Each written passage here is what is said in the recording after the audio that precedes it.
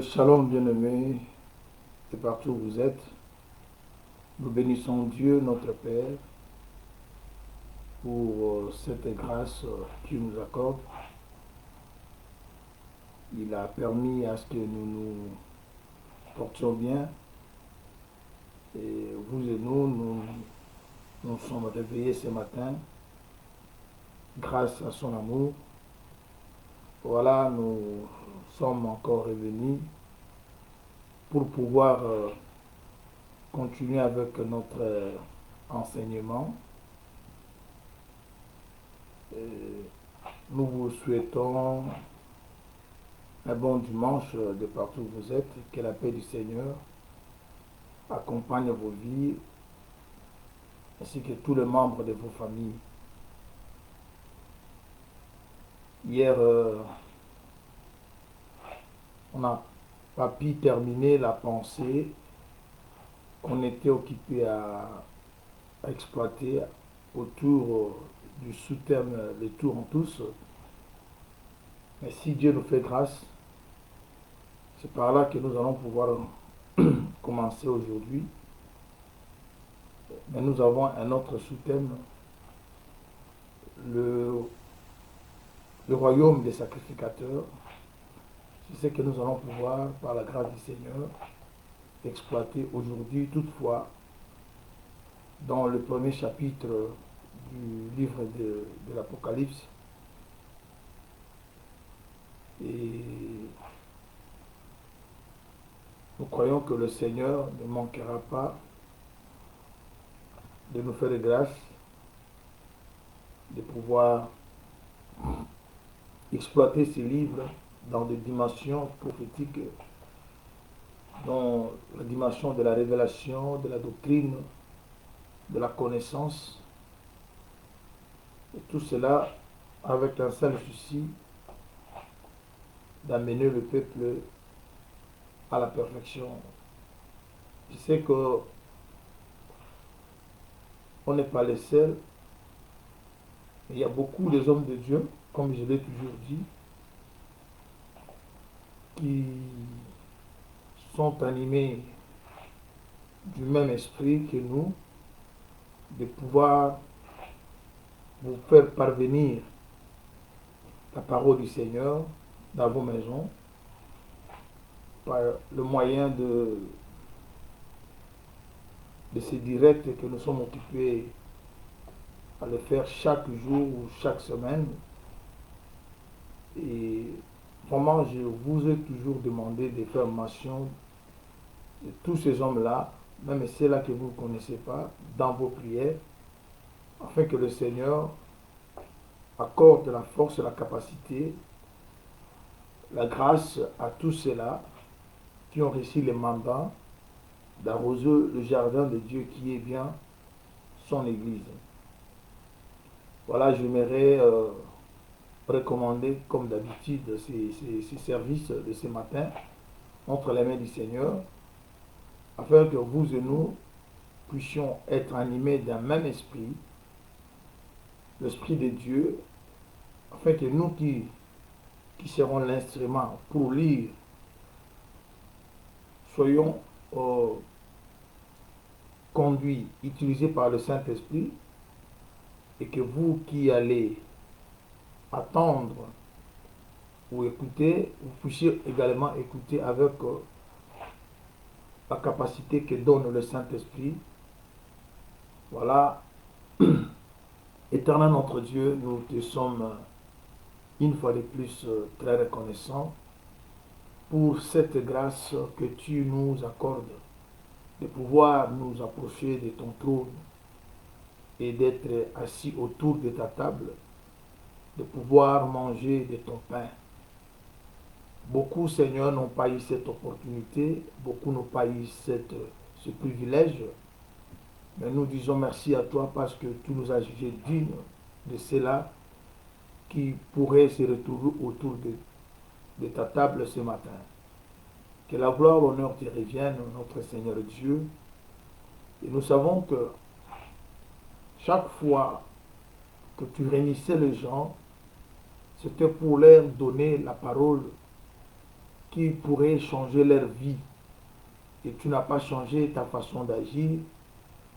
Et voilà, nous te demandons que le message de ce matin soit réellement le nôtre, Seigneur, puisse pénétrer nos cœurs et transformer nos vies, changer, Seigneur notre Dieu, notre manière de voir les choses, afin que nous puissions voir comme vous, comme toi tu le vois, et afin que nous puissions marcher dans la clarté de ta parole. Seigneur, que nous qui sommes instruments, que tu vas pouvoir utiliser ce matin, puissions disparaître et que tu te sers de nous, que tu remplisses, Seigneur, au le vase que nous sommes, de toute capacité, de tout pouvoir, de toute grâce, afin que tout mot, toute phrase, toute parole, Seigneur, qui sortiront de notre bouche viennent de toi. Et que tes enfants qui vont écouter, Seigneur, reçoivent la vie. Parce que ta parole est une vie. Ta parole, Seigneur, régénère. Ta parole recrée. Ta parole, Seigneur, met l'enfant de Dieu à l'abri, Seigneur. Voilà, nous mettons hors d'état de nuire toute puissance contraire à ta volonté qui pourront s'élever contre ces moments. Nous les anéantissons et nous les chassons au nom de Jésus-Christ et qu'ils aillent dans le lézaride. Et nous recommandons tous les bien-aimés du Seigneur. C'est là que tu as choisi, c'est là au-dedans duquel tu as déposé, Seigneur, la capacité de pouvoir parler en ton nom, qui soit réellement utilisé de partout où ils sont à travers le monde. Ceux qui font le direct comme nous ce matin, ou ceux qui vont le faire le soir, ou Seigneur, à n'importe quelle heure, que ta grâce, Seigneur, puisse les accompagner.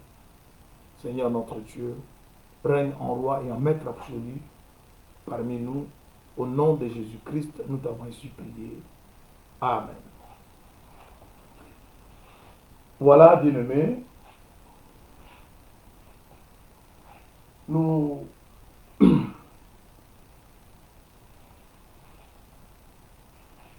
vous saluons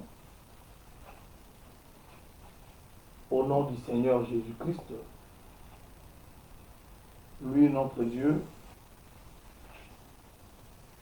pour cette grâce qui vient de nous renouveler. Je crois bien que le son est bon, l'image aussi n'a pas un problème. Ok. Comme d'habitude, faites-nous signe si le son n'est pas bon, ou il y a une coupure, ou l'image. Mais je pense que jusque-là, tout semble bien marcher. Alors nous allons prendre une écriture. Nous sommes dans Apocalypse chapitre 1er. Nous allons lire le verset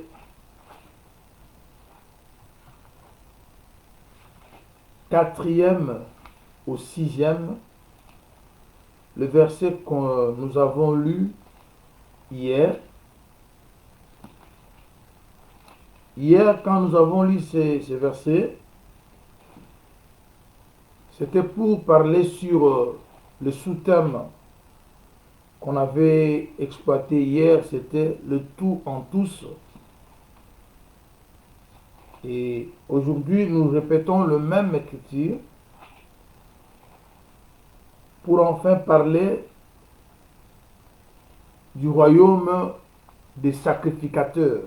C'est très important parce que jusque-là, nous sommes au chapitre 1er et vous verrez que dans ce chapitre 1er, il y a d'autres choses qui sont signalées là-bas, auront leur accomplissement après l'enlèvement de l'Église. Comme je vous avais dit, c'est un livre qui réunit les éléments, mais les éléments sont un peu mis en désordre.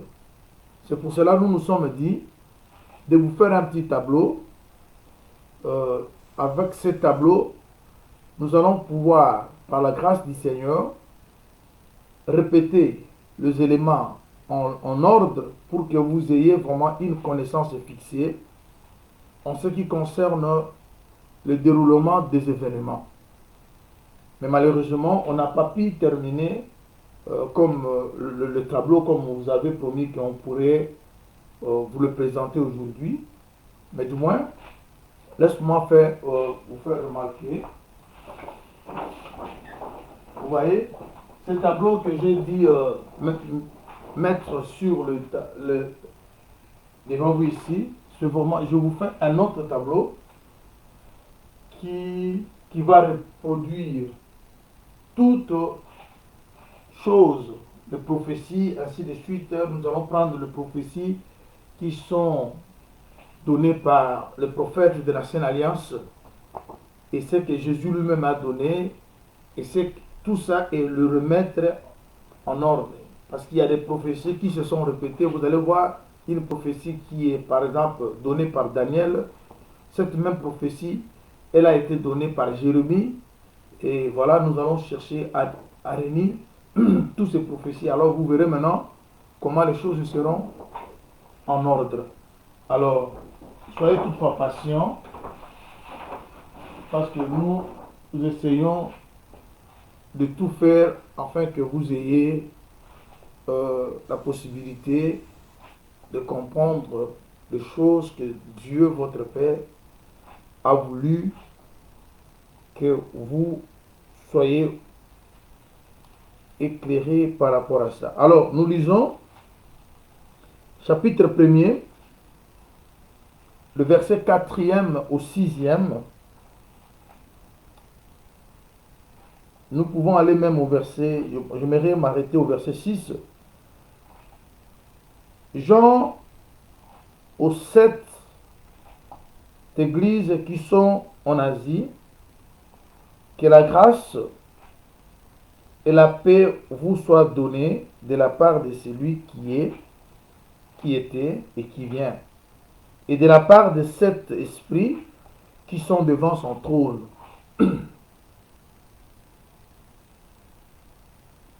Et de la part de Jésus-Christ, le témoin fidèle, le premier-né des morts et le prince des rois de la terre. À celui qui nous aime, qui nous a délivrés de nos péchés par son sang, et qui a fait de nous un royaume des sacrificateurs pour Dieu, son Père. À lui soit la gloire et la puissance au siècle des siècles. Amen. Ici, qu'est-ce que nous voyons? Et c'est ce que nous étions occupés à expliquer hier, avant que nous ayons le problème qu'on avait eu, la coupure qu'on avait eue hier. On était arrivé à un point d'expliquer quelque chose concernant le royaume des sacrificateurs. Bien-aimés dans le Seigneur, il est très important que vous saisissez un peu la pensée du Seigneur dans cette écriture. Nous avons vu hier avec vous, quand nous avons lu le livre d'Exode, chapitre 19, le verset 4e au 6e, il y a eu quelque chose que nous avons vu. Le Seigneur Dieu, il parle à son peuple. Cependant, le peuple se retrouve déjà au désert. Cependant, le peuple a déjà expérimenté quelque chose avec Dieu. Cependant, ce peuple a vu la main forte et puissante de Dieu. Dieu a transporté le peuple de l'Égypte au désert. Il dit quoi? Il dit, vous avez vu ce que j'ai fait en Égypte et comment je vous ai transporté sur les ailes de l'aigle jusqu'à vous amener vers moi. Et maintenant, si vous écoutez ma voix et que vous gardez l'alliance, mon alliance, je vous ferai un royaume de sacrificateurs. Je suis rentré encore dans cette histoire parce que c'est très, très capital. Je vous avais dit hier, Dieu, en parlant de cette manière, il s'adressait à tout Israël en disant que si vous écoutez ma voix et que vous gardez l'alliance que je fais avec vous, vous allez devenir un royaume de sacrificateurs. Vous serez une nation sainte. Vous serez une nation pas comme les autres. Mais il leur a dit, il y a deux conditions, écouter et garder.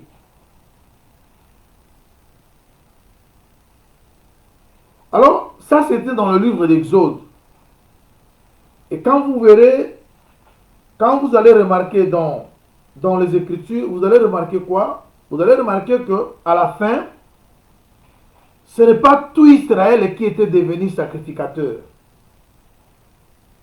Il y a eu qu'une famille, et cette famille faisait partie d'une tribu, la tribu de Lévi, bien entendu, et la famille, c'était la famille d'Aaron, qui était aussi un Lévi, le grand frère de Moïse. Et c'est de cette famille-là que Dieu a fait un royaume des sacrificateurs. Alors, nous étions occupés à nous poser des questions. Qu'est-ce qui a fait que la promesse était faite pour toute la nation, tout le peuple, toutes les tribus? Mais qu'est-ce qui fait que seulement une tribu, une famille, puisse avoir cette grâce-là de devenir un royaume de sacrificateurs? Je crois hier, on était commencé à expliquer d'abord ce qu'est Lévi. Parce que vous savez, bien aimés dans le Seigneur, dans l'enseignement que nous soutenons, les Écritures nous disent ceci. Ce qui était, c'est ce qui est, c'est ce qui sera. Car Dieu ne fait que ramener les choses qui ont.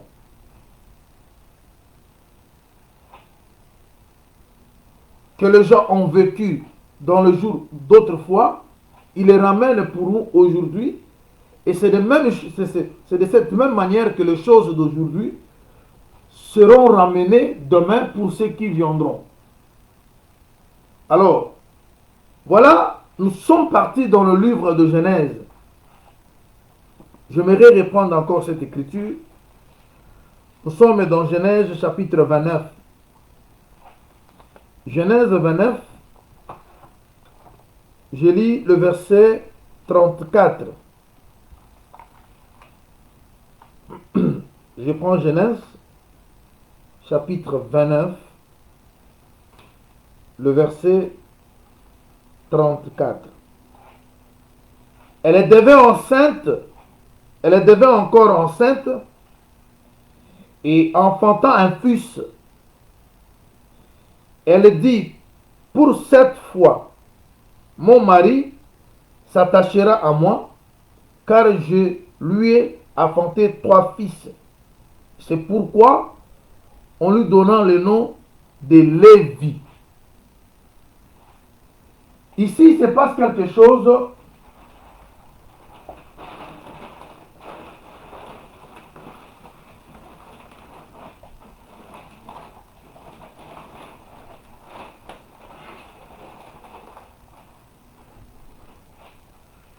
Il se passe quelque chose. Léa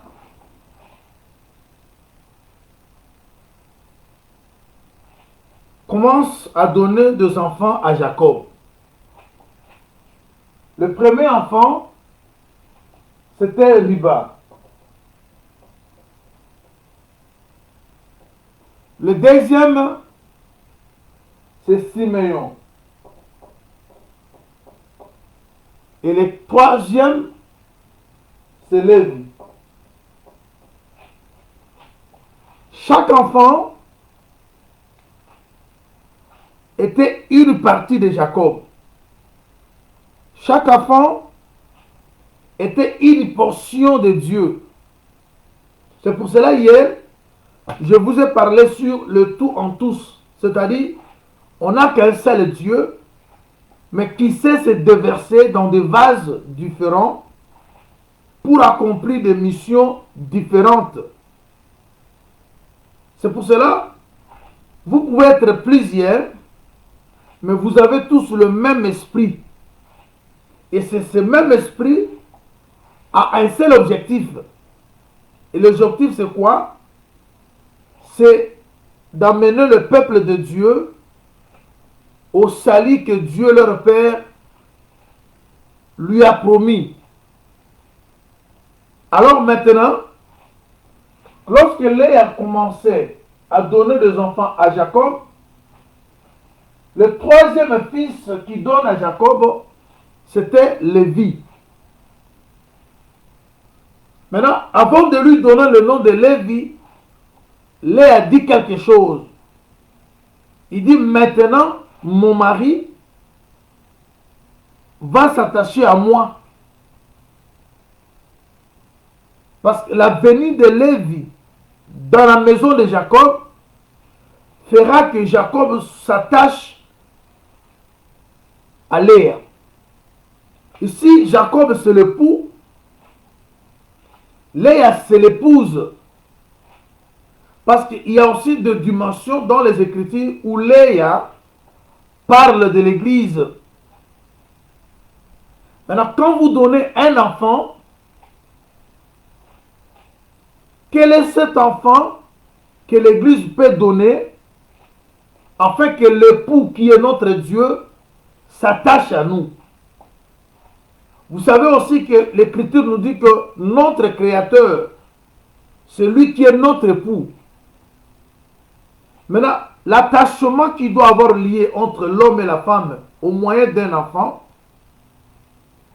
ça parle aussi que Lévi, c'est le médiateur. Parce que ce qui a permis que Dieu se réconcilie avec l'homme, c'est parce qu'il y a eu le médiateur qui est Jésus. C'est pour cela que vous verrez, tous les enfants de Jacob, chacun d'eux a une portion de Christ. Chacun d'eux joue un rôle qui est identique à la mission qu'a le Seigneur. Alors maintenant, ici, nous comprenons que Lévi veut dire attachement. Et l'attachement nous parle directement du cœur.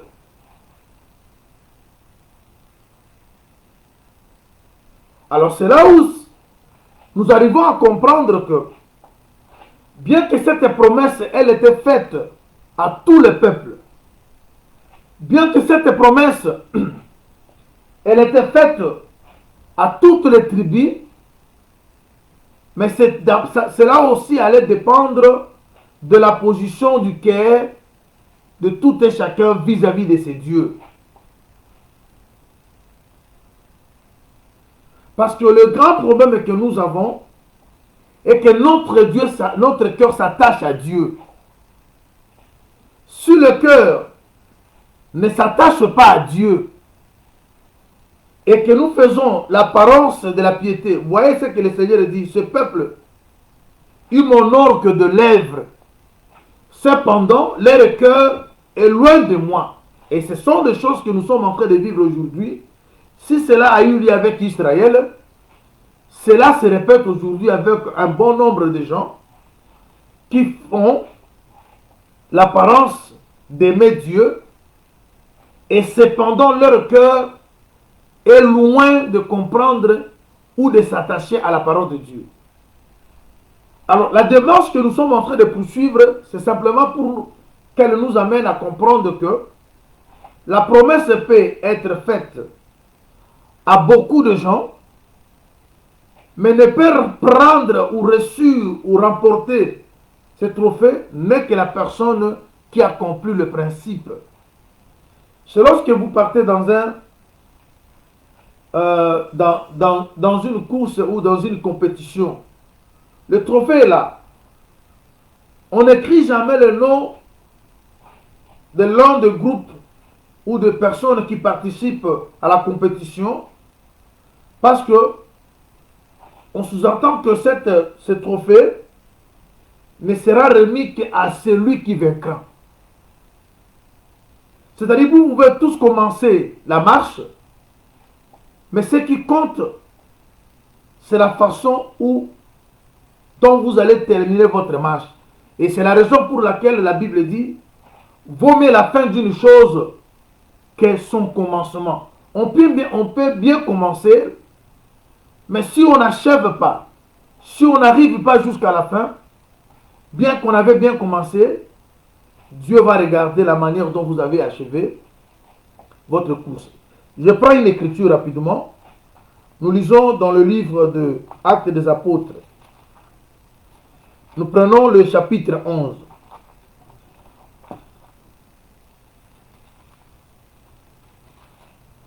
Parce que nous avons des gens parmi nous qui pensent déjà arriver à la fin de leur course. Ils ne veulent plus apprendre. Ils ne veulent plus revoir la manière dont ils sont occupés de marcher pour se poser des questions. Est-ce que nous sommes dans la bonne voie? C'est la raison pour laquelle l'apôtre Paul pourrait dire, examinez-vous vous-même pour savoir si vous êtes dans la foi. C'est-à-dire, une personne à vertu, c'est celle qui examine, qui fait le bilan chaque fois dans tout ce qu'il fait. Quand vous faites quelque chose et que vous n'arrivez pas à faire le bilan, j'avais commencé, où est-ce que je suis arrivé? Est-ce que je continue bien? Je suis dans la bonne voie? Est-ce que la manière dont je me conduis, est-ce que j'arriverai réellement? Je lis rapidement Actes chapitre 11, le verset 23e.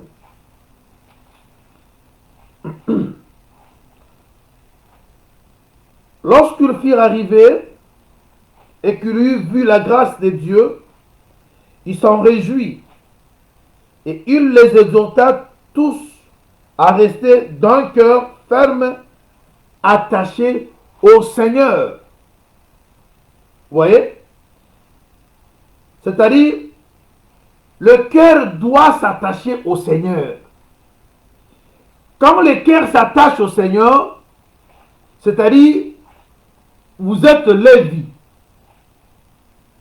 Parce que la promesse que Dieu avait faite à Israël, selon Exode chapitre 19, dont nous avons lu à partir du verset 4 au 6e, cette promesse était faite à tout le peuple.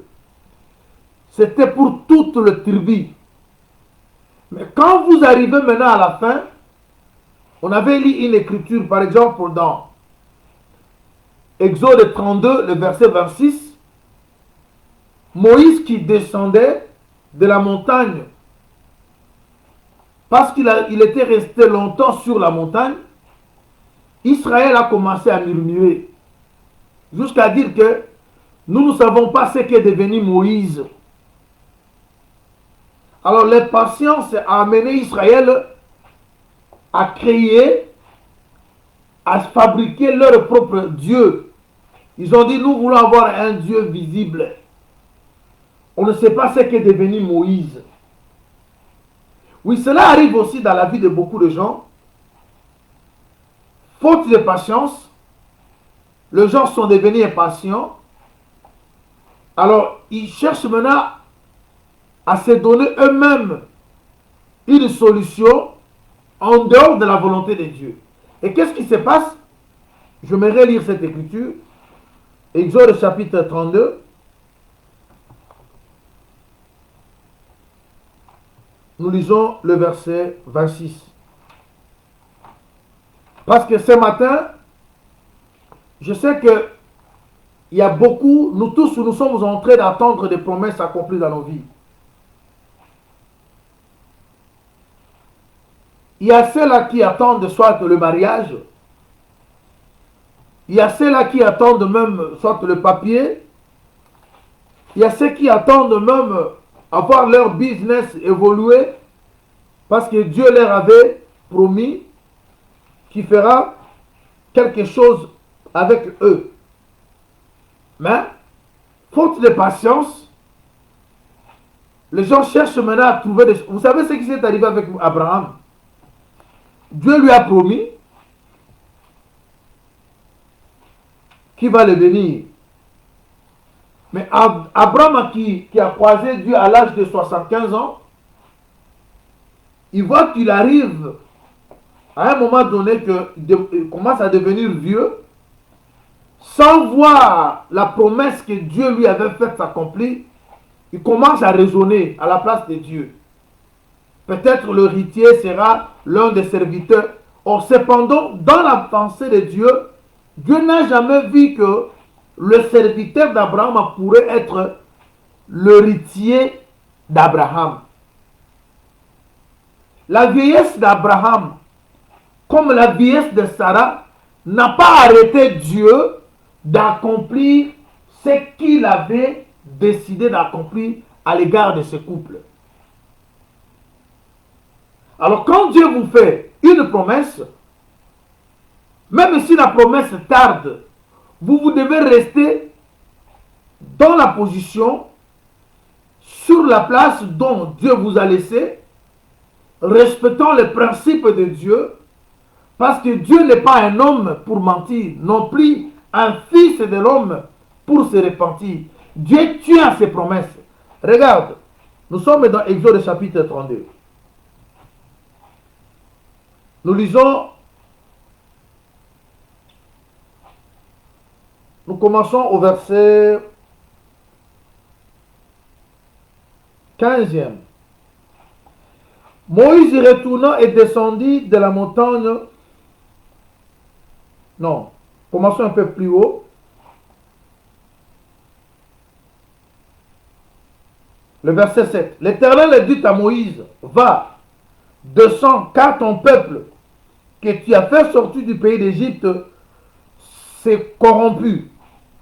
Ils se sont complètement écartés de la voie que je leur avais prescrite.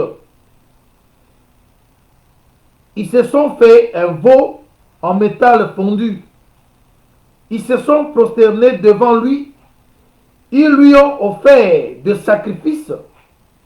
Ils ont dit, Israël, voici ton Dieu qui t'a fait sortir du pays d'Égypte. Est-ce que vous voyez ça? Cette écriture entre en contradiction avec celle qu'on avait lue dans Exode 19. Dans Exode 19, à partir du verset 4, si vous voulez, vous pouvez commencer au verset 1er, jusqu'au verset 6, là, Dieu rappelle à Israël, il dit, vous avez vu ce que j'ai fait en Égypte et comment je vous ai transporté sur les ailes de l'aigle et vous amené vers moi. Là, Israël comprend que la délivrance qu'ils ont eue en Égypte, c'est Dieu qui leur a accordé. Et ils ont compris aussi que c'est Dieu qui est leur roi. Mais ils sont sortis par la main puissante de ce Dieu. Parce que déjà, quand vous lisez Exode 15, ils ont traversé la mer Rouge, ils se retrouvent de l'autre côté, ils commencent à chanter un cantique à l'honneur de ces dieux. Alors qu'est-ce qui fait que, et qui ont chanté louant Dieu, mais c'est qu'ils ont vu Dieu faire dans leur vie, dans le chapitre 15. Mais on arrive au chapitre 32, il donne cette gloire-là qu'il donnait à Dieu autrefois, il donne la gloire à un idole. Tout ça c'est quoi? C'est manque de patience. Parce que si vous lisez, on rentre tout dans le chapitre 32, le verset 1er, le peuple voyant que Moïse tardait à descendre de la montagne, s'assembla autour d'Aaron et lui dit, allons, fais-nous un Dieu qui marche devant nous, car c'est Moïse, cet homme qui nous a fait sortir du pays d'Égypte. Nous ne savons ce qu'il est devenu. Vous voyez? C'est-à-dire, ici, nous comprenons que c'était l'impatience. Et cette impatience les a poussés à faire pécher le ministre. Oui, il y a le ministre qui arrive aussi à être manipulé par le fidèle. Parce que Aaron n'était pas n'importe qui. Aaron, il était déjà quelqu'un qui avait la charge du peuple avec lui. Parce que Dieu a associé Aaron au travail depuis le début. Lorsque Moïse devait aller voir Pharaon, Dieu a associé Aaron. Et quand Dieu associe Aaron, qu'est-ce que Dieu dit à Moïse? Toi, tu seras Dieu pour Aaron et Aaron sera ton prophète. C'est-à-dire, être prophète, c'est être un homme de Dieu. C'est être un ministre. C'est avoir la capacité de diriger un peuple, de gérer un peuple. Mais ici, nous voyons que le peuple arrive à manipuler Aaron. Aaron qui savait que Moïse est parti sur la montagne pour recevoir quelque chose de Dieu pour ce peuple. Alors le peuple est entré dans les patiences. Ils obligent maintenant Aaron de faire un veau d'or, afin que ce veau d'or devienne pour eux le Dieu qui les a délivrés de l'Égypte. Et ils ont changé la gloire qu'ils donnaient autrefois au Dieu créateur, ils donnent maintenant à un idole. Et qui était derrière? Aaron était là. Or Dieu, lorsque Dieu leur parlait, dans Genèse 19, il leur a demandé, vous devez écouter et garder l'alliance. Maintenant, Dieu dit à Moïse de descendre parce que Israël n'est plus dans l'alliance. Mais la promesse de faire de ce peuple-là un royaume de sacrificateurs, Dieu tient à cette promesse, à cette parole. Mais quand Dieu descend, comme il leur avait déjà dit que ne fera partie des royaumes des sacrificateurs que des personnes qui écoutent et qui gardent l'alliance. Et on arrive maintenant au point de voir que seul le Lévi qui devait maintenant garder cette alliance et écouter. Et c'est ce qui a fait que Dieu a abandonné toutes les tribus pour donner le sacerdoce à une seule tribu, à une seule famille, qui était la famille d'Aaron. Et Aaron, il est de la tribu de Lévi. Alors, bien-aimés dans le Seigneur, qu'est-ce que nous voulons dire aujourd'hui par rapport à ce thème? Parce que quand nous avons lu Apocalypse, on nous dit quoi? Dans le chapitre, parce que le royaume des sacrificateurs, pour la première fois, nous voyons ça dans l'Ancienne Alliance. Et c'est Dieu qui fait la promesse à un peuple. Et ce peuple-là, c'était Israël. Vous savez très bien, Ce qu'Israël était hier, et c'est ce que nous sommes aujourd'hui. Le peuple avec qui Dieu marchait autrefois, c'était Israël. Et Israël était l'ombre de l'Église. Et c'est nous maintenant, l'Église aujourd'hui, qui sommes le peuple de Dieu. Et si Israël, Dieu lui avait promis de devenir royaume des sacrificateurs, et c'est aujourd'hui nous qui sommes devenus royaume des sacrificateurs. Mais avant de le devenir, un travail doit être fait, un travail doit être effectué. Et c'est ce qui est décrit maintenant. Permettez que je rentre vite dans le livre d'Apocalypse, là où on était, afin de pouvoir comprendre quelque chose avant que nous puissions évoluer. Nous sommes dans le livre de l'Apocalypse, chapitre 1er. Cette fois-ci, je ne lis pas tout le verset qu'on avait lu. Je prends le verset 5, partie B. À celui qui nous aime, qui nous a délivrés de nos péchés par son sang, et qui a fait de nous un royaume de sacrificateurs pour Dieu son Père. On comprend ici quoi? Avant que vous deveniez un royaume de sacrificateurs, le travail qui doit être fait, c'est lequel? C'est celui de vous aimer. Et quand vous êtes aimé par Dieu, ça mène Dieu à vous délivrer. Et quand Dieu vous délivre, il vous délivre en quoi? Il vous délivre de vos péchés au moyen de son sang. Rappelez-vous de ce que Jean le dit, Jean 3,16. Car Dieu a aimé le monde, il a donné son Fils unique. Vous voyez? Il aime le monde dans sa totalité. Il donne le Fils, mais regarde la condition. Quiconque croit.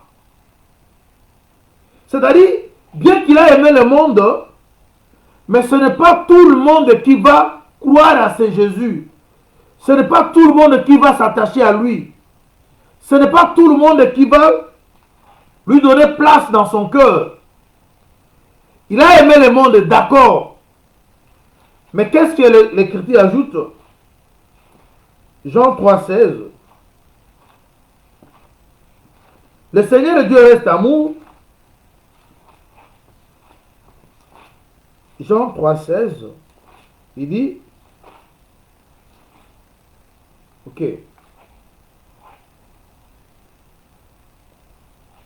Car Dieu a tant aimé le monde qu'il a donné son Fils unique, afin que quiconque croit en lui ne périsse point, mais qui ait la vie éternelle. C'est-à-dire, quiconque ici ne veut simplement dire que c'est pour ceux qui vont croire. Il a aimé le monde, il fait la promesse à tout le monde, il ouvre ses bras, il attend tout le monde, mais ce n'est pas tout le monde qui sera intéressé. Dans les quiconque là, il n'y a que des élus, il n'y a que des concernés, il n'y a que des personnes qui sont sensibles à la parole de Dieu. Il n'y a que des personnes pour elles la parole,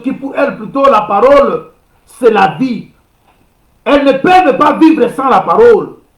Les personnes qui s'attachent aux valeurs, les personnes qui s'attachent à la vérité. La promesse est faite à tout le peuple, toutes les tribus. Je ferai de vous un royaume de sacrificateurs. Ça, nous sommes dans Exode 19, le verset 4 au 6e. Mais quand nous arrivons à la fin, nous verrons qu'on donne la sacrificature à la famille d'Aaron, et cette famille fait partie de la tribu de Lévi. Là, on comprend que le nom de Lévi, comme Léa lui avait donné, et le nom avait pour signification attachement. C'est-à-dire, Lévi, depuis sa naissance, parlait de l'attachement. Et l'attachement, c'est le problème du cœur. Or, le message que nous annonçons, C'est un message qui concerne le cœur. On peut aimer Dieu quant à l'apparence, mais si le cœur n'aime pas Dieu, sache-le très bien que tu n'es pas attaché avec Dieu.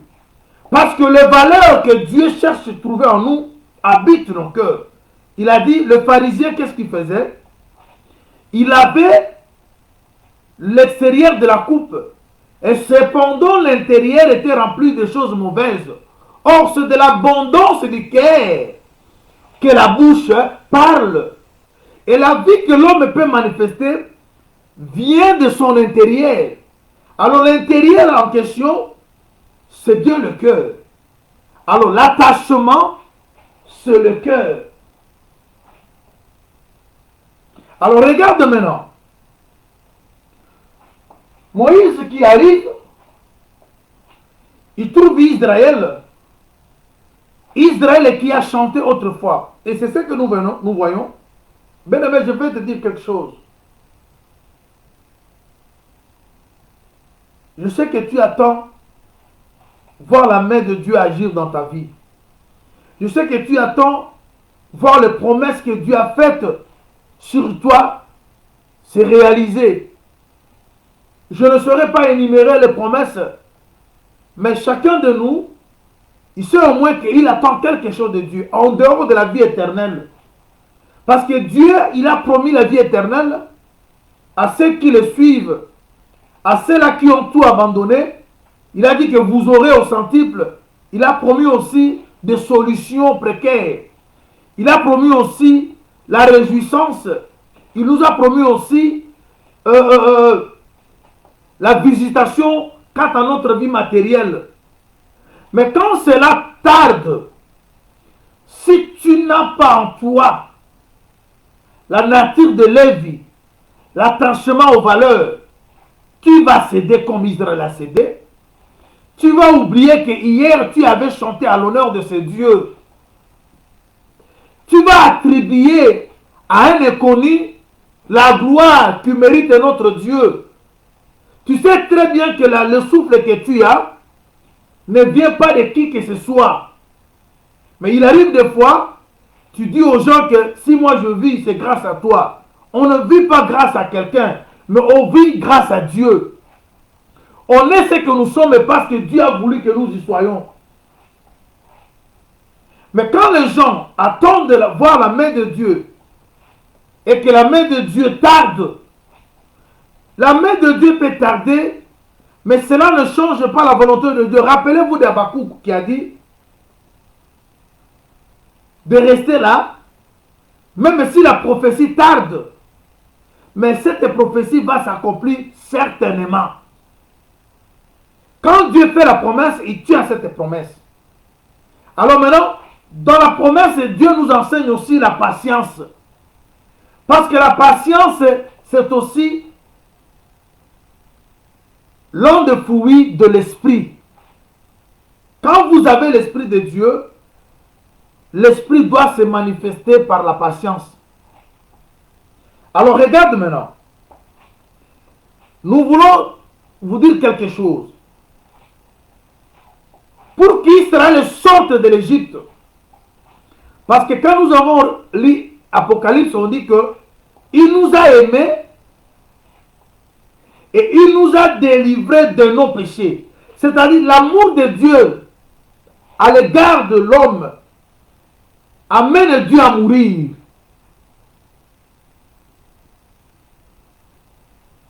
Il a aimé le monde, mais quiconque croit en lui ne périsse pas, mais qui ait la vie éternelle. Mais pour croire, il faut écouter.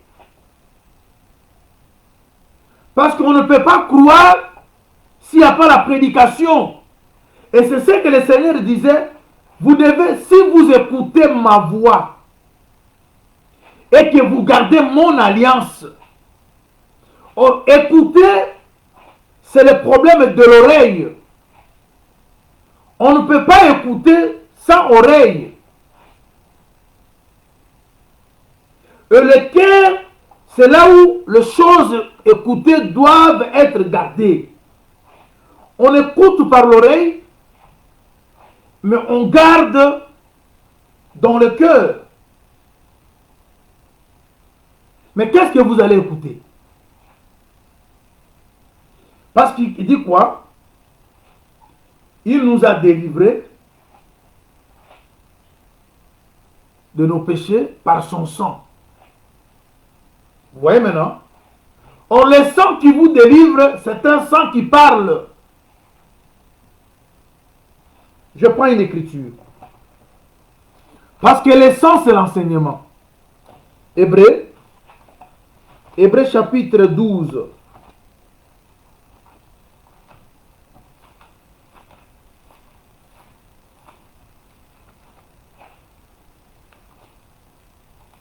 Hébreux 12, je commence au verset 18.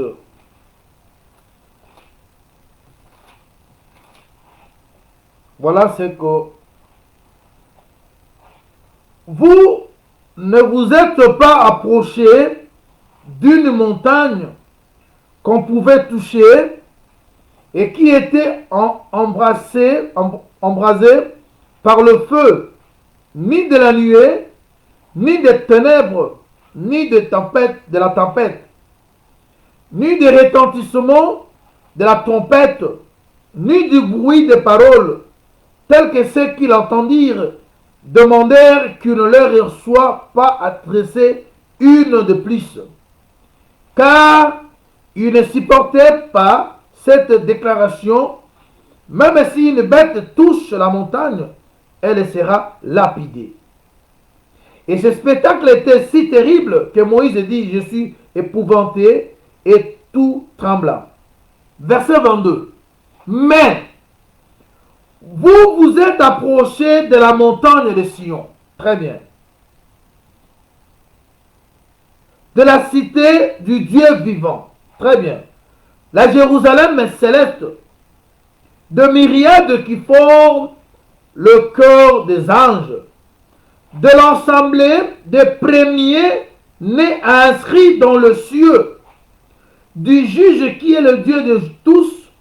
Des esprits des justes parvenus à la perfection, de Jésus qui est le médiateur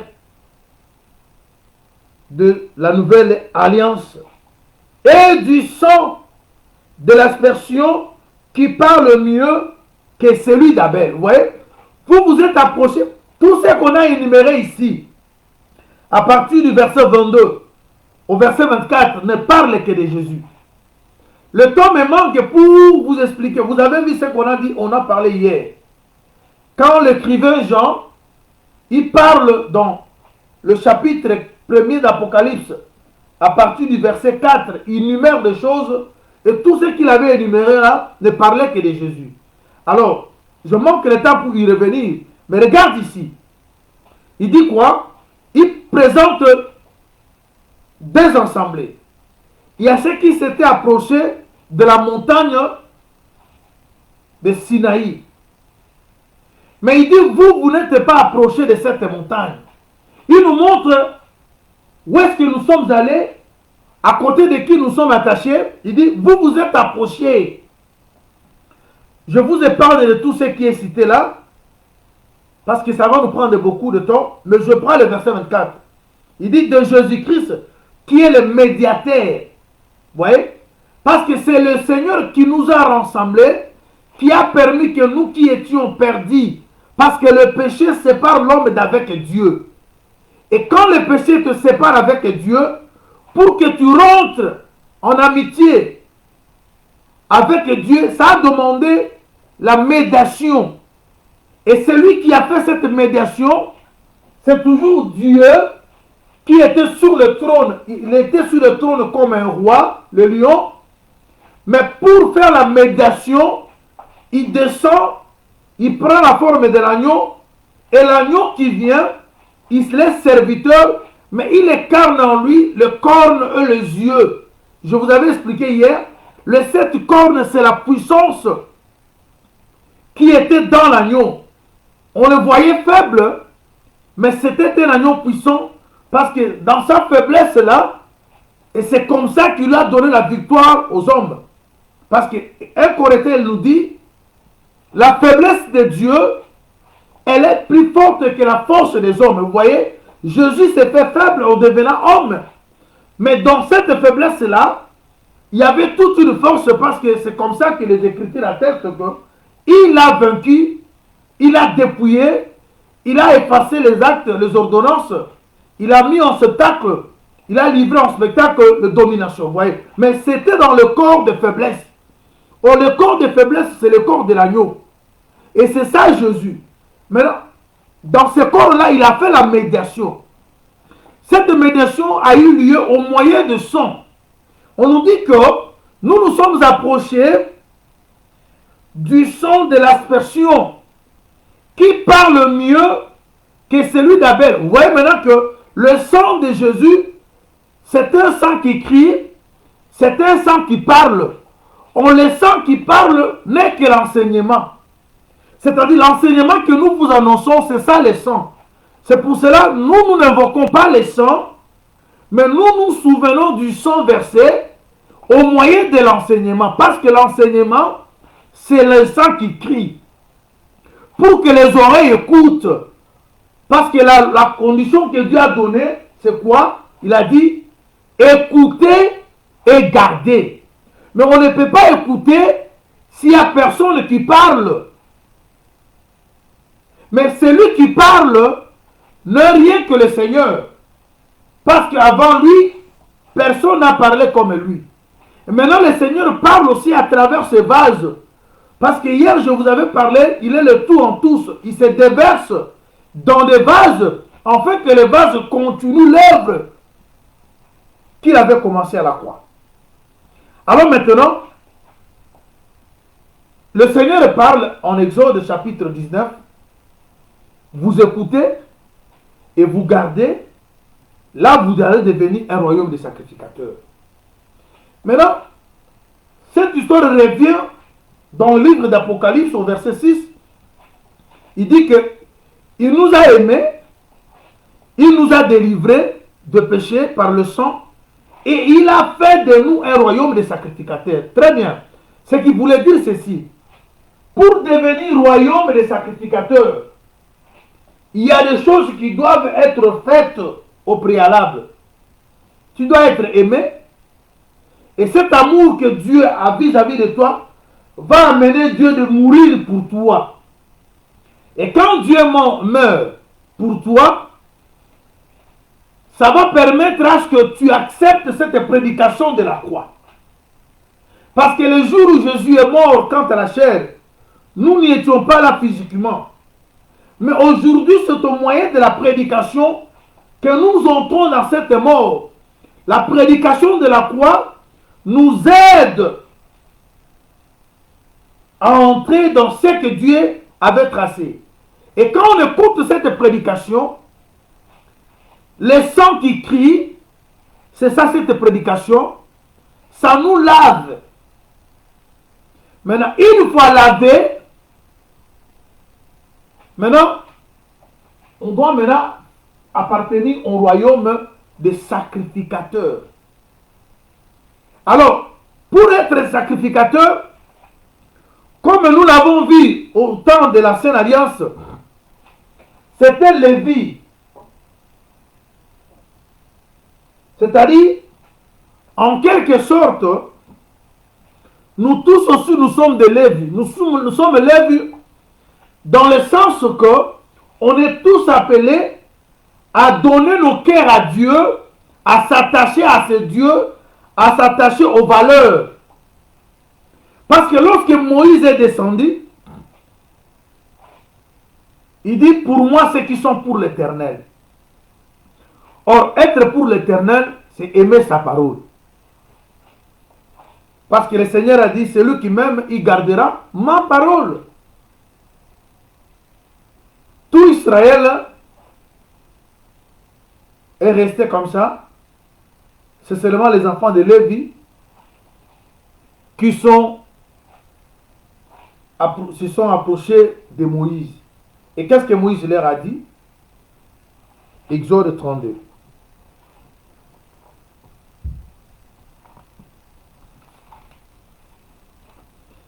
Exode 32. Le verset 26. Moïse, je voudrais que vous lisiez tous les chapitres pour la bonne compréhension parce qu'on ne saura pas tout lire. Mais quand vous lisez à la maison, l'explication que nous donnons, ça peut vous aider à comprendre beaucoup de choses. Moïse se plaça à la porte du camp et dit, à moi ceux qui sont pour l'Éternel. Et tous les enfants de Lévi s'assemblèrent auprès de lui.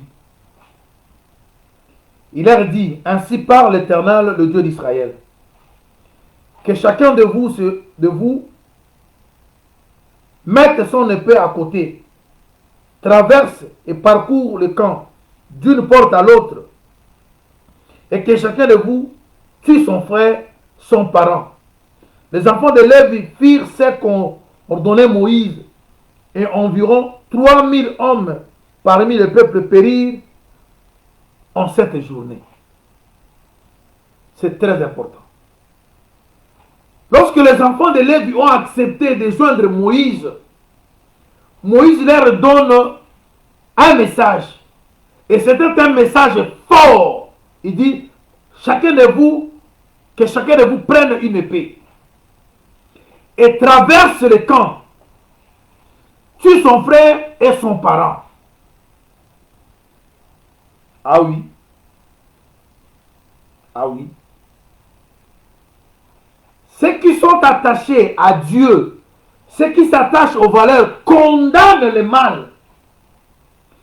Tuer, c'est condamner.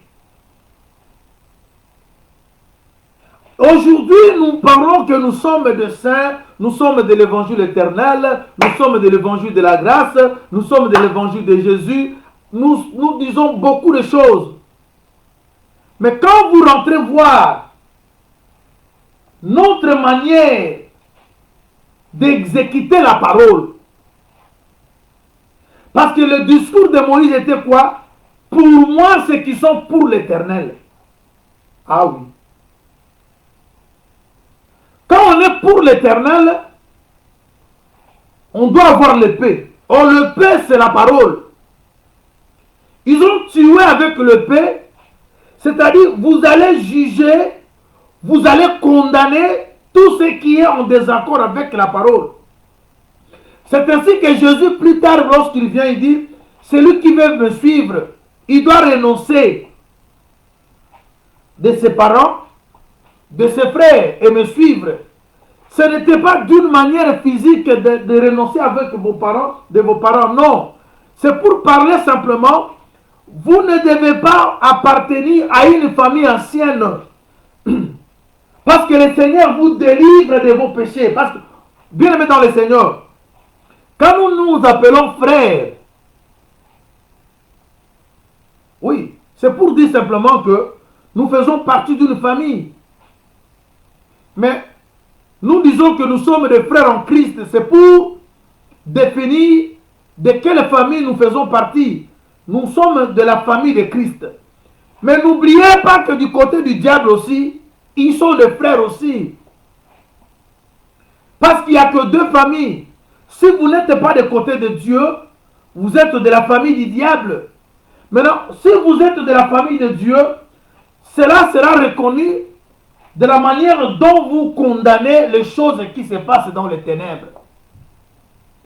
Dire à ceux qui le suivent d'abandonner les familles, le frère, le soeur, le parent, c'était un langage codé dont Jésus voulait dire que quand vous me suivez, déjà vous faites partie d'une famille. C'est pour cela, vous voyez, on dit que celui qui croit, il doit être baptisé d'eau et d'esprit. C'est-à-dire être né de nouveau. Or, vous savez que c'est par la naissance biologique que nous faisons partie d'une famille quelconque. Maintenant, quand vous naissez spirituellement, au moyen de baptême, quand vous écoutez la parole de Dieu, c'est pour que vous entriez aussi dans une autre famille. Alors, c'est-à-dire que vous ne faites plus partie de l'ancienne famille. Maintenant, comme vous n'êtes pas dans cette ancienne famille, je dis bien, la famille dont je parle ici, je ne parle pas de votre famille biologique. Parce que vous pouvez trouver que votre frère, votre parent connaissent Dieu comme vous, et vous tous, vous faites partie d'une même famille. La famille dont je dis, c'est-à-dire la vie ancienne. C'est ainsi les Écritures disent, si quelqu'un est en Christ, il est devenu une nouvelle créature. Les choses anciennes sont passées et toutes les choses sont devenues nouvelles. Parce qu'au moment où Israël adorait le veau d'or, elle est adorée. D'ailleurs, qui a fait ces veaux d'or? C'était Lévi. Parce qu'Aaron, c'est Lévi. Mais le problème de Dieu, c'est quoi? Dieu ne tient pas compte de tant d'ignorance, mais il nous appelle tous à la repentance. Il peut arriver que hier, tu étais mauvais, tu as commis des dégâts, tu as trahi la race, mais quand la conscience revient et que tu abandonnes les choses que tu as pu faire autrefois pour s'attacher à la parole, pour s'attacher au Seigneur, le Seigneur te reçoit. Parce que Lévi là qui a tué ses parents, ses frères, il était aussi du groupe de ceux qui adoraient le veau d'or. L'apôtre Paul dit dans le livre d'Éphésiens, dans le chapitre 5, si je ne me trompe pas, à partir du verset 8, il dit quoi? Autrefois, nous y étions ténèbres, et maintenant nous sommes lumière. Vous voyez? C'est-à-dire, hier, on a vécu dans le péché, mais grâce à celui qui était venu pour faire la médiation, parce que les péchés dans lesquels on vivait nous a séparés d'avec Dieu, maintenant la médiation s'est faite au moyen de l'agneau. Et l'agneau a versé son sang. Et cela a permis à ce qu'on a quitté la mauvaise vie pour s'attacher à la parole. Mais qu'est-ce qui a fait qu'on s'attache à la parole? C'est parce que dans nous, en nous, il y avait une nature. Parce que Lévi, il avait déjà porté un nom, Lévi, qui voulait dire attachement. C'est ce qui a permis. Vous allez vous rappeler de ce qu'on a prêché le jeudi, lorsqu'on disait sur les trésors. Dieu donne une parabole qu'un champ avait un trésor caché au-dedans de lui. Maintenant, quand un homme vient, il trouve que dans le champ, il y a le trésor. Il cache ce trésor-là, toujours dans le même champ. Il vend tout ce qu'il avait et il revient acheter les champs. Je crois avoir expliqué ça. Les champs, c'est l'homme. Les trésors, c'est la richesse, la pensée de l'éternité que Dieu dépose dans nos cœurs, comme la sémence, comme la nature de Dieu. Parce que Ecclésiaste a dit, Dieu met dans l'homme la pensée de l'éternité, quand même bien l'homme ne sait pas comprendre les choses de Dieu. C'est-à-dire, vous naissez plutôt avec cette nature.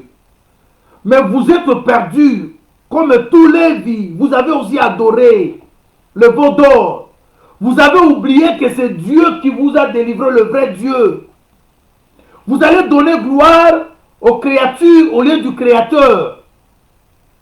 Mais comme vous avez la nature de Dieu, et quand Moïse parle, cette sémence-là va monter, va vous réveiller. Parce que le problème est qu'on se réveille. Aujourd'hui, les gens parlent, nous sommes l'église de réveil, mais quand vous y entrez, les gens dorment. Ce qui réveille les gens, ce ne sont pas les instruments, les bruits, les cris que les gens font. C'est la bonne parole, la bonne prédication, le sang qui crie. Parce que c'est ce sang-là qui doit réveiller. Afin que vous soyez conscients que non, nous ne faisons pas partie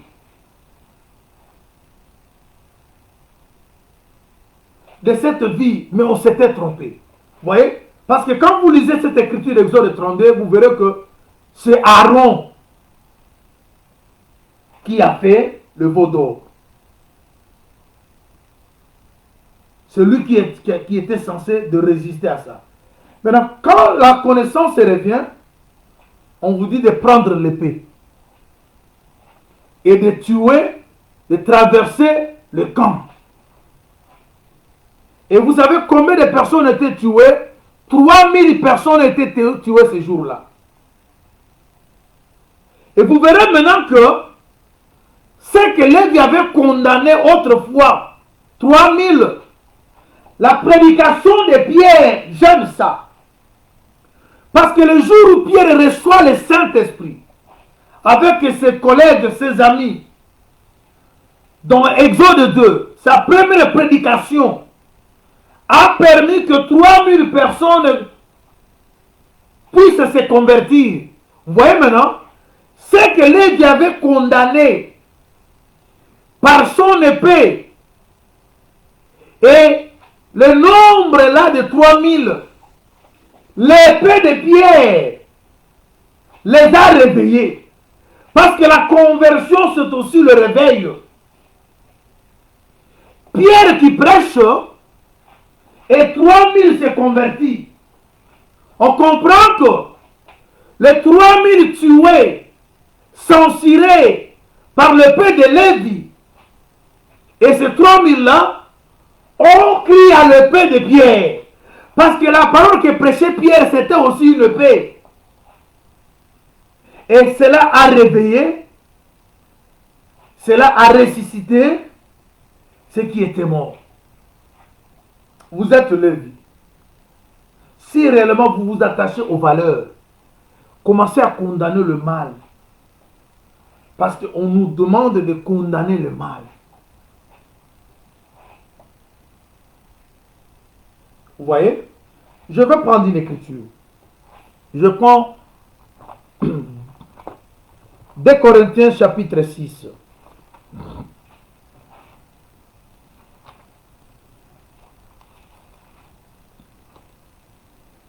2 Corinthiens chapitre 6.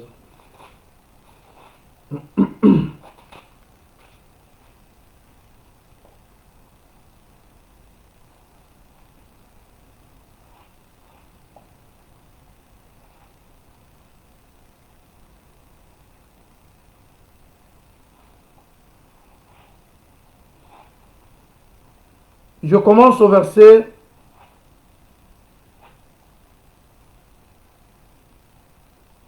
11. Notre bouche, 2 Corinthiens 6, verset 11. Notre bouche s'est ouverte pour vous, Corinthiens, notre cœur s'est élargi. Vous n'y êtes point à l'étroit, mais c'est votre cœur qui s'est rétréci pour nous. Rendez-nous l'appareil. Je vous parle comme à mes enfants. Élargissez aussi votre cœur. Ne vous mettez pas avec les infidèles sous un joug étranger. Car quel rapport y a-t-il entre la justice et l'iniquité? Ou qu'y a-t-il de commun entre la lumière et les ténèbres? Quel rapport y a-t-il entre Christ et Bélial? Ou quelle part a le fidèle avec l'infidèle? Quel rapport y a-t-il entre le temple de Dieu et les idoles? Car nous sommes le temple de Dieu, vivant, comme Dieu l'a dit. J'habiterai et je marcherai au milieu d'eux. Je serai leur Dieu. Ils seront mon peuple. C'est pourquoi sortez du milieu d'eux et séparez-vous, dit le Seigneur. Ne touchez pas à ce qui est impie. Je vous accueillerai. Je serai pour vous un père et vous serez pour moi de fils et de filles, dit le Seigneur Tout-Puissant. Il ne tient pas compte du temps d'ignorance. Je sais que hier, on avait tous une mauvaise vie. Je sais qu'hier, on n'a pas été agréable à Dieu. Mais quand nous changeons de position, au moyen de la prédication, il faut que notre cœur soit complètement donné à Dieu. Quel rapport y a-t-il entre les ténèbres et la lumière? C'est-à-dire, nous devons condamner les œuvres de ténèbres. Condamner les œuvres des ténèbres, c'est prendre l'épée comme a pris Lévi. Et quand vous condamnez le mal, vous n'haïssez pas les gens, mais vous condamnez le mal.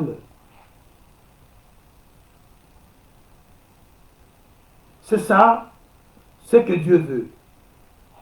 Maintenant, quand vous vous attachez à ces dieux-là, par le cœur, vous savez, Moïse arrive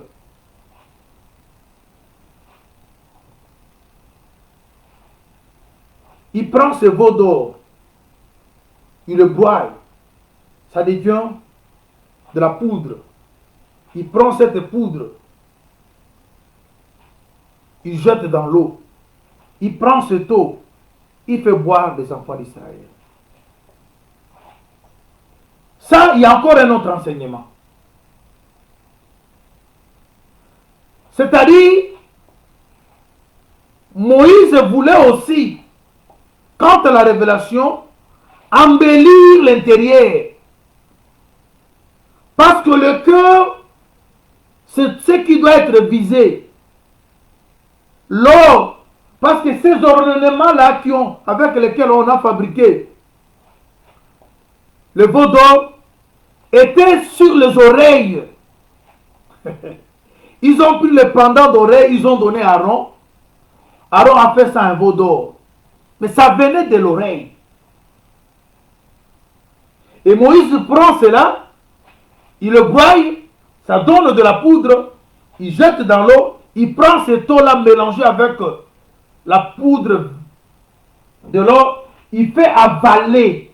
Bien aimé, c'est-à-dire Moïse ne voulait dire que c'est l'intérieur qui doit être visé, c'est l'intérieur qui doit être embelli, c'est l'intérieur qui doit être lavé. Et c'est comme ça que le frère Pierre nous parle dans 1 Pierre chapitre 3, que nous devons plutôt chercher à laver notre intérieur que notre extérieur. Ce matin, je crois que vous allez prendre bain ou vous avez déjà pris bain. Je crois que vous serez devant des glaces, des miroirs pour vous mirer. Je sens que vous prenez soin pour que vous ayez des habits éclatants. Est-ce que nous pensons aussi comment vêtir notre intérieur? Nous avons des projets, nous allons partir au restaurant, oui, nous pensons seulement alimenter notre physique. Est-ce que nous pensons aussi comment alimenter notre intérieur? Parce que la vie, c'est le cœur, c'est l'attachement.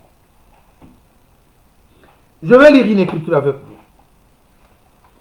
Je prends Deutéronome chapitre 33.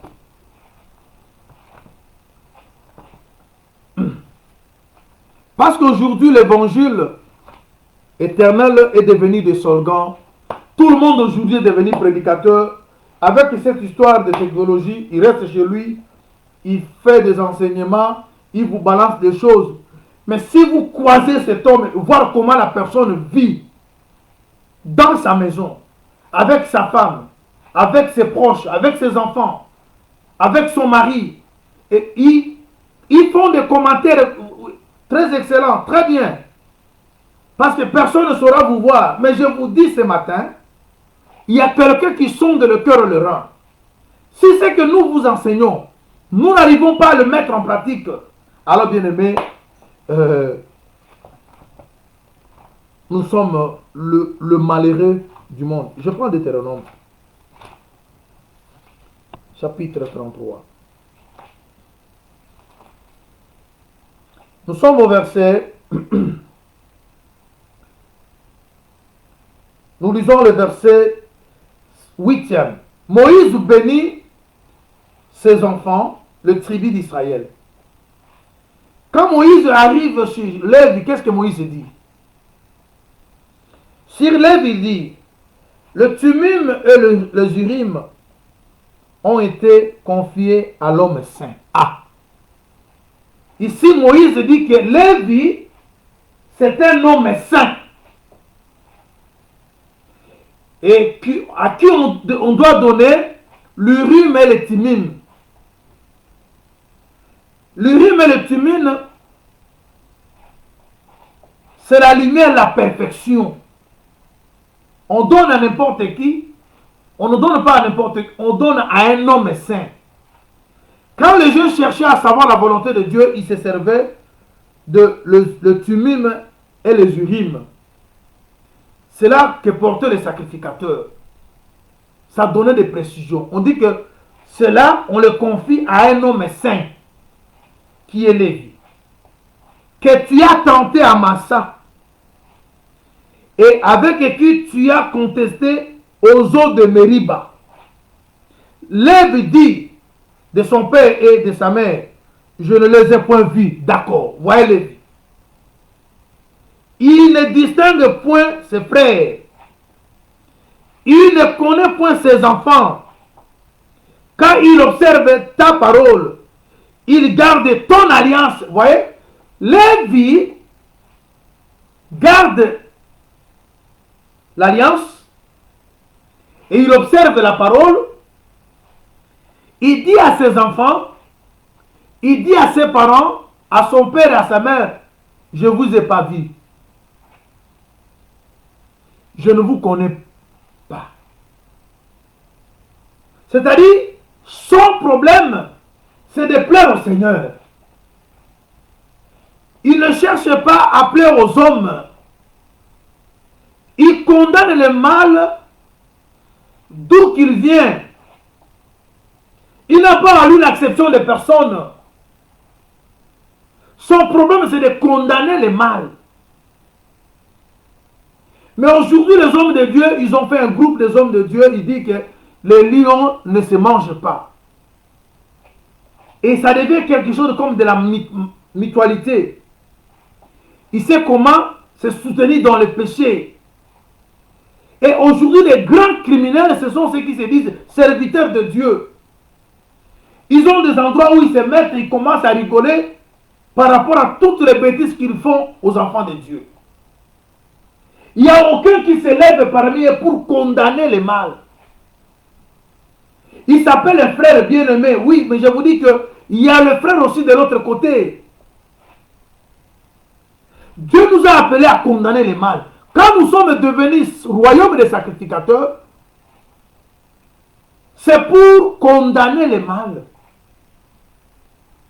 D'où qu'il viendra. J'avance pour terminer cette pensée.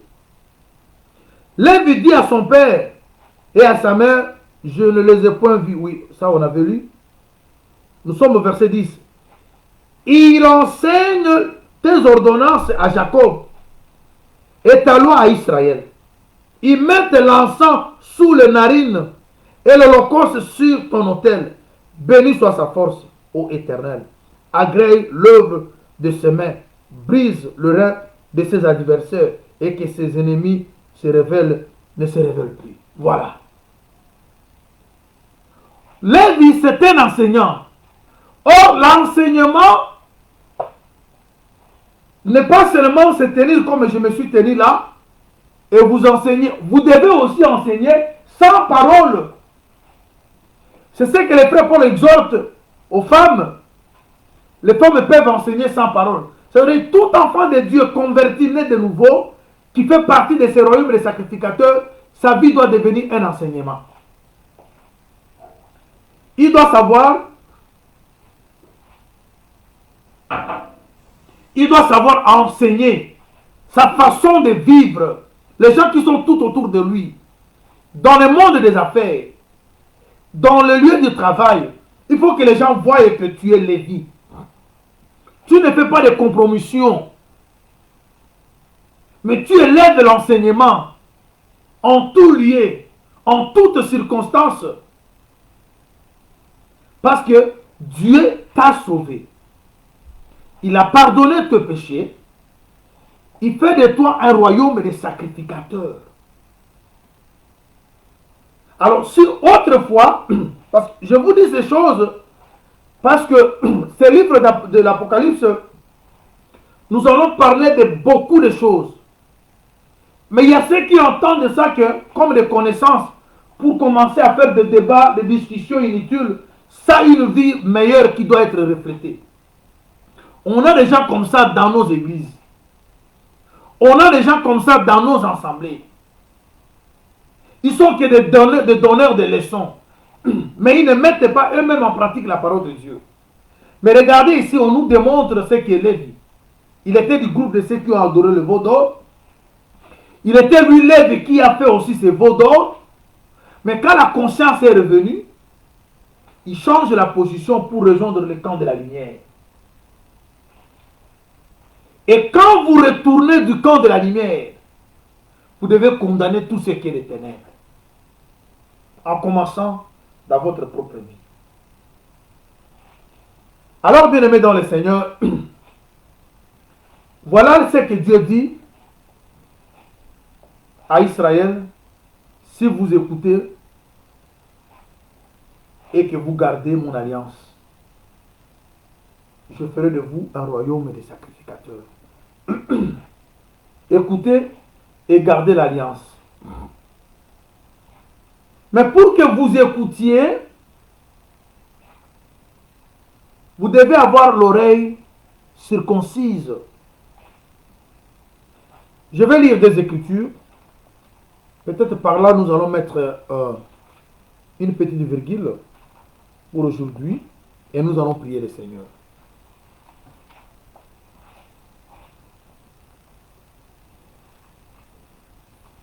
Tu as des amis qui se comportent très mal, mais tu ne leur as jamais parlé de la parole de Dieu. Tu n'as jamais dit aux gens avec qui tu vis que ce qu'ils font, des fois ils sont enfants de Dieu, ils sont dans l'ignorance. Ils attendent de toi la lumière. Parce que nous sommes la lumière du monde. Partout où nous vivons, nous devons apporter la lumière par notre manière de vivre. Mais dans le lieu de travail, on ne sait pas comprendre que tu es un enfant de Dieu. Ils ne voient rien de Dieu en toi. Tu ne fais que approuver les choses mauvaises que font le méchant. Et quand tu viens dans l'assemblée, tu nous viens avec des cris, des histoires, moi je suis des versets, les débats. Mais quand tu vas à l'extérieur où il y a le ténèbre, on ne voit rien de toi comme lumière. Ésaïe 50, verset 4. Le Seigneur dit: le Seigneur l'Éternel m'a donné une langue exercée pour que je sache soutenir par la parole celui qui est abattu. Il éveille chaque matin mon oreille pour que j'écoute comme écoutent les disciples. Vous voyez, l'oreille doit être éveillée. Et quand l'oreille est éveillée, ça va permettre que vous écoutiez différemment aux autres. Et vous allez écouter comme les disciples. Et ça va permettre à ce que la langue qui est exercée, afin que tout soutienne ce qui a battu. L'oreille doit être circoncise. On doit éveiller l'oreille. Mais l'oreille peut être éveillée par un bon discours, une bonne parole. Ça amène la repentance. Il y a un problème de repentance dans la vie de beaucoup de gens. Il y a des gens qui se sont retrouvés déjà prédicateurs, mais sans qu'ils aient une vie de repentance sérieuse. Ils ne savent pas comment avoir la maîtrise de soi. Vous allez voir comment ils gèrent leurs émotions. Si vous avez un petit problème de l'argent avec celui-là, et vous allez comprendre que celui-là n'a jamais été converti. Mais quand il vous enseigne, vous voyez. Mais on doit vivre ça. Je prends une autre écriture. Exode 29. Je lis le verset 20. Je commence à citer pour aujourd'hui.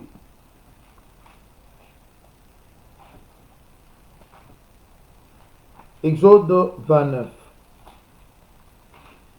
Nous lisons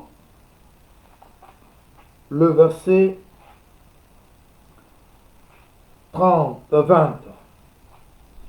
Tu égorgeras le bélier et tu prendras de son sang, tu en mettras sur le lobe de l'oreille droite d'Aaron. Et si le lobe de l'oreille droite de tous ses fils, sur le pouce de leur main droite et sur le gros orteil de leur pied droit, et tu répandras le sang sur l'autel tout autour. Quand on prend le sang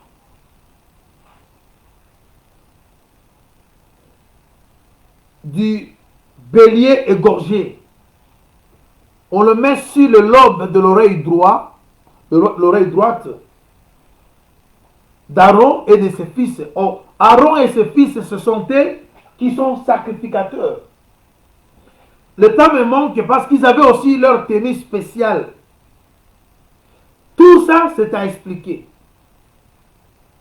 Le sacrificateur, il avait sa ville. Le sacrificateur, il avait sa nourriture. Il avait sa tenue. Il y a eu des choses qu'on a interdit au sacrificateur de toucher. Sinon, il va perdre.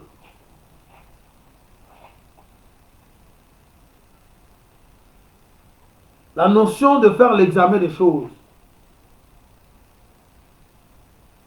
Et c'est là que, si maintenant, c'est nous aujourd'hui qui sommes sacrificateurs, parce que lorsqu'Apocalypse 1er verset 6 le parle, il ne parle pas aux ministres, il parle de tous ceux qui sont sauvés au moyen du sang de Jésus, sont devenus un royaume de sacrificateurs.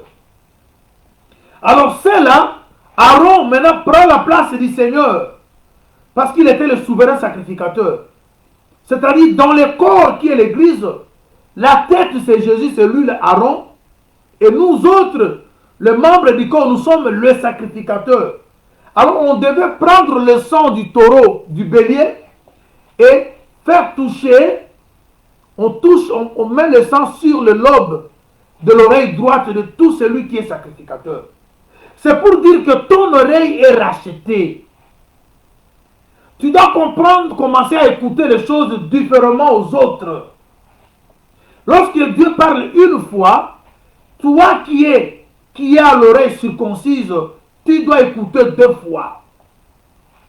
Et quand tu écoutes deux fois, c'est-à-dire tu as la compréhension totale de la chose dite, et tu sauras maintenant la garder dans le cœur. Et le cœur maintenant fait de toi une personne qui s'attache aux valeurs. L'oreille doit être circoncise. C'est ça l'oreille qui est éveillée. Afin que maintenant tu gardes. Vous allez remarquer, quand nous allons arriver au chapitre 2e, et lorsque nous allons commencer à parler sur les églises là, parce que tout ce que Jean voit, il doit écrire et envoyer aux 7 églises.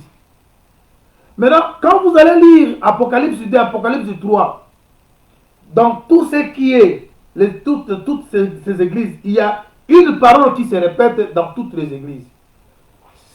Celui qui a des oreilles, attend de ce que l'Esprit dit aux églises. C'est très important.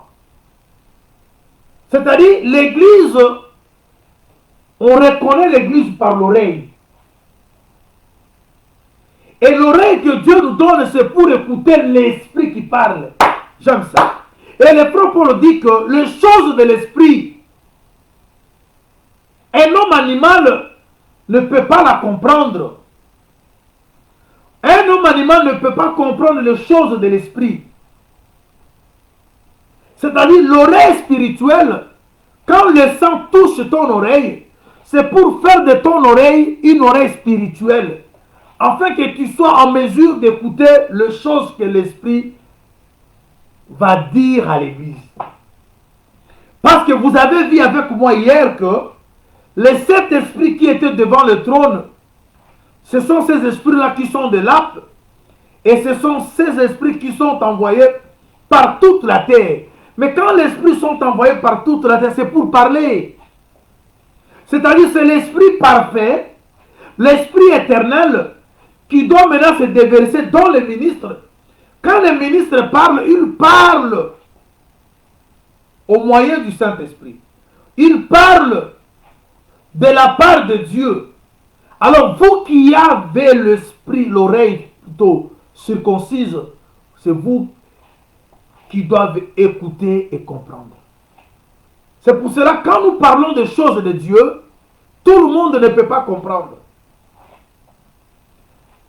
Seulement que ceux qui ont été touchés par le sang, et le sang a touché leurs oreilles. Et quand l'oreille est touchée par le sang, ça veut dire que l'oreille est circoncise. Maintenant, l'oreille est circoncise, c'est-à-dire l'oreille est capable maintenant d'écouter les choses de l'esprit. C'est pour cela, dans l'église, les 7 églises, vous verrez que l'esprit parle et c'est lui qui a des oreilles. Vous allez comprendre pourquoi Israël, on dit que ces gens, ils ont des oreilles, mais ils ne comprennent pas parce qu'ils ont des oreilles qui ne sont pas touchées avec le sang. Parce que le Seigneur qui était venu donner la vie, Israël l'a rejeté. Maintenant, le sang, c'est nous qui en bénéficions de ce sang. Rappelez-vous Jésus qui dira aux disciples, vous devez manger ma chair et boire mon sang. Les gens se sont retirés. Et quand vous fouillez ce sang, la vie est dans le sang. Et maintenant, nous avons accepté ce sang. Ce sang a touché notre oreille. Ce sang a pardonné nos péchés. Ce sang a témoigné afin que nous retournions en amitié avec Dieu. Et Dieu nous prend maintenant, il fait de nous un royaume de sacrificateurs. Il fait de nous une nation sainte. Et c'est comme ça que nous nous appelons les saints. Parce que Dieu nous a séparés avec les autres. Et maintenant, Dieu marche avec nous. Et avec Dieu, nous ferons des exploits. Et je vous dirai, bien aimés dans le Seigneur, ça peut arriver que la promesse que vous attendez de Dieu tarde. Mais ne prenez pas la gloire de Dieu et donnez ça à une autre personne. C'est un Dieu jaloux. Il ne partage jamais sa gloire à une autre personne. Il y a des choses que Dieu a faites dans ta vie. Il y a des choses très importantes que Dieu a réalisées. Parce que Israël, pour qu'il se retrouve au désert, l'agneau était mort. Un agneau de 12 ans, ou plutôt d'une année, sans défaut. C'est ce qui a permis leur sortie. Mais ils arrivent au désert dans Genèse, Exode 15, ils chantent à l'honneur de ces dieux. Tu as déjà chanté pour Dieu. Tu as déjà dit que non, il n'existe pas un autre Dieu, si ce n'est que celui qui m'a créé. Parce que tu as vu la main de Dieu. Mais parce que tu as il y a un petit problème aujourd'hui. Tu commences à renier le Seigneur qui t'a fait de merveilles au jour d'autrefois. Toi qui as chanté pour Dieu un jour. Toi qui as chanté comme Myriam et les autres lorsqu'ils ont traversé dans Exode 15. Mais lorsqu'ils arrivent à Exode 32, ils sont frappés par l'impatience. Oui, je sais que tu attends quelque chose. Des fois, tu ne mets pas au monde. Des fois, le mariage, c'est tout un problème dans votre famille. Tu commences à être désespéré. Des fois, le boulot, ça ne tourne pas. Maintenant, tu as fait 10 ans, 15 ans, 20 ans en Europe ou aux États-Unis, je sais quoi. Et tu n'as pas de papiers. Des fois, tout ce que tu fais n'aboutit en rien. Tu commences à douter de l'existence de Dieu. Tu veux donner la gloire à une idole. Mais le Seigneur t'interpelle ce matin. Ne fais pas ça. Mais même si tu avais fait cette prédication de ce matin, c'est comme la voix de Moïse. Il est devant le camp. Il dit, pour moi, ceux qui sont pour l'Éternel. Oui, je sais que tu as participé à beaucoup de choses, de mauvaises choses. Mais il est écrit, sans tenir compte de ton ignorance, Dieu nous appelle à la repentance. Il est là. Il peut te recevoir. Il est écrit dans le livre de Hébreux que personne pense qu'il est venu en retard parce que la porte est encore ouverte. Le Seigneur est encore là. Il est disposé de te recevoir et de te faire entrer dans ce royaume des sacrificateurs.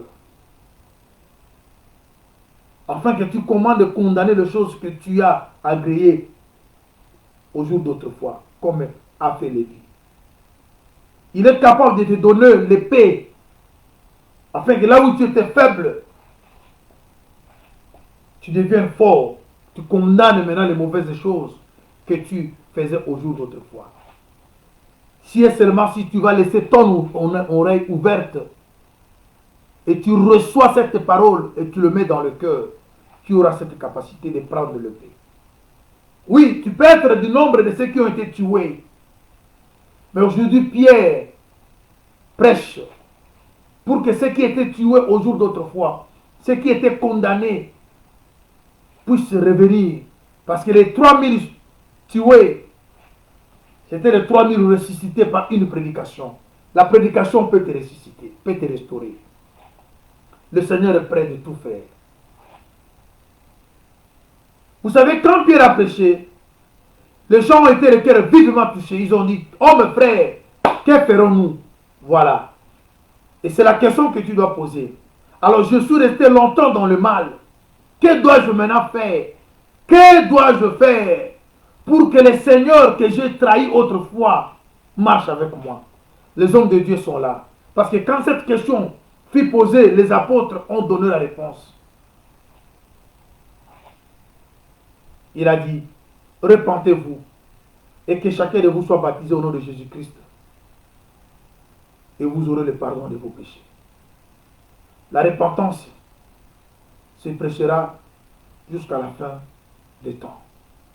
Voilà, ce matin, Dieu est venu encore pour renouveler l'alliance avec toi.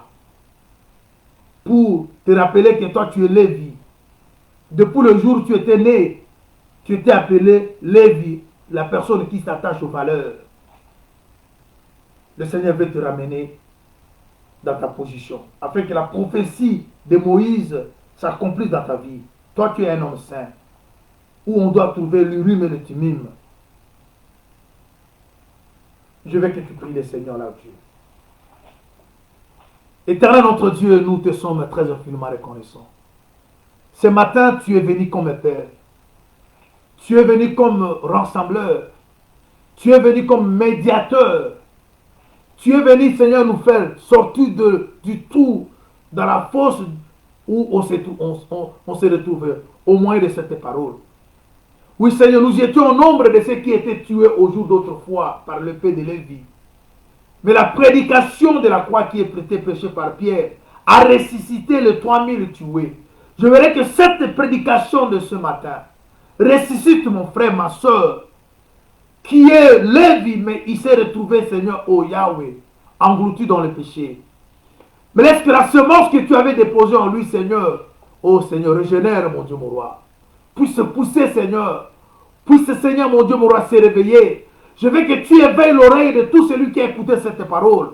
Parce qu'il est écrit, nous sommes approchés de champ de l'aspersion, celui qui parle mieux que celui d'Abel. Oui, Seigneur, ce matin, tu as encore parlé parce que personne ne parle comme toi. Tu as visé nos cœurs. Seigneur, lorsque cette prédication ramène, restaure, répare, réconcilie les gens avec toi, afin que la vie qu'on a abandonnée autrefois, nous puissions la pratiquer, Seigneur.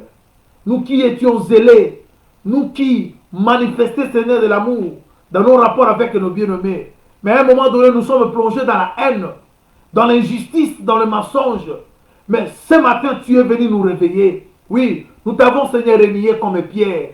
Mais quand le coq a chanté, Seigneur, Pierre s'est réveillé. Je crois que ce matin, tu as chanté comme un coq, Seigneur, pour réveiller tout celui qui dormait, mon Dieu, mon roi. Seigneur, réveille ton peuple. Réveille ton peuple. Laisse que l'amour vrai soit posé dans nos cœurs, afin que nous soyons réellement, Seigneur, le royaume des sacrificateurs, les personnes qui doivent s'attacher aux valeurs. Seigneur, de nous-mêmes, nous ne saurons jamais. Donne la force à tout celui qui a mis foi à cette parole. Donne la force à tout celui qui espère en toi, Jésus. Et Seigneur, accompagne cette prédication. Et accompagne toutes les prédications que font mes frères bien-aimés, prédicateurs à travers le monde. Par une onction spéciale.